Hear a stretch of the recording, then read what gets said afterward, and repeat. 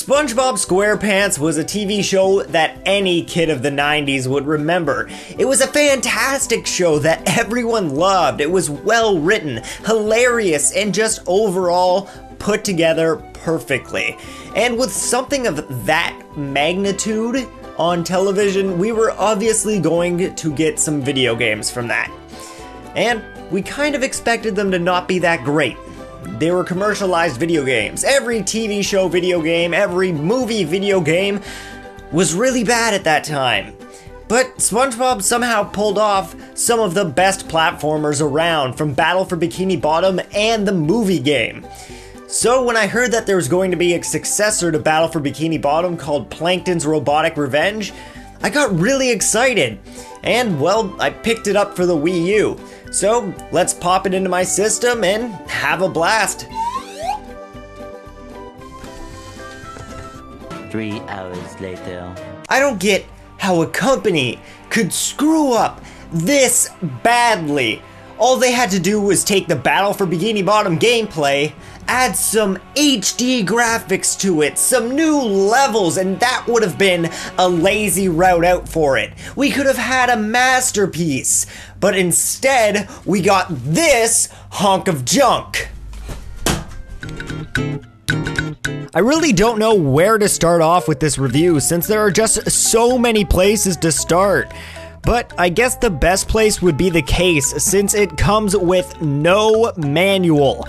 And I understand there are electronic manuals now, but this is a kid's game. Kids love colorful manuals. I remember growing up and looking through the manual before playing the game and looking at all of the colorful pictures. But now all we get is this dumb piece of paper. Well, let's just get on to the actual game. Now this is what I call a menu screen. As soon as I saw this, I knew something was up. A basic still image with a few options. Yeah, this is gonna be a great game. But you can't judge a book by its cover, so let's actually move into the game. And surprisingly, you can actually play with 5 players on the Wii U version. So that's a cool idea that I really like, since co-op is always fun. Plus, it looks like there's a good chunk of weapons and upgrades for the weapons to keep things interesting. So, let's start up the game since we can't choose any of the weapons yet anyways. And this is where you realize just what this game is going to be like. A mess of boring levels with uninteresting gameplay. But before you jump down my throat, let me explain something to you. See the gameplay you're looking at right now? Yeah, that's the whole game. A few new enemies pop in and the background changes about every 5 levels, but when there's only 15 levels, that's not really something to bring home about. The gameplay in this game is just boring to the core, since you get a gun and holding the right trigger allows you to win. Nothing changes. I walked through 15 levels in this game just holding the right trigger and body slamming a few special enemies, and I beat it in a little under 3 hours. I spent over $30 on this game and still feel ripped off, because I paid $30 for basically an HD Flash game that could have just been on the Nickelodeon website for free. The graphics and cutscenes are really nice though, but the mouse syncing is subpar, and as soon as you step out of the cutscene, it's kinda like you're playing Battle for Bikini Bottom again because the graphics look like you're playing a PlayStation 2. The fact that the voice actors are back is a good thing, but it would be so much better if they recorded more than 3 lines apiece, since you're just gonna keep hearing SpongeBob say the same line over and over again whenever you destroy a robot. Oh, please, SpongeBob, tell me how destroying that robot was like popping a bubble for the 15th time! I can't handle it! How could a company fail so bad at designing a game? All they had to do was look at what Heavy Iron Studios made and literally design something like that, where you explore the world of Bikini Bottom. That's what made Battle for Bikini Bottom so good. An awesome open world and well-designed levels that let you explore the world of Bikini Bottom. Instead, we got Shipwreck Reef, the Boneyard, and Davy Jones' Locker. You notice something? They're all the same level! Now, there are a few bosses, but they're pretty much the exact same boss with different moves that you fight 4 different times. And they're really not challenging at all. And remember that leveling up weapons thing I said was kind of cool? Well, I take that back, since leveling them up needs sprockets.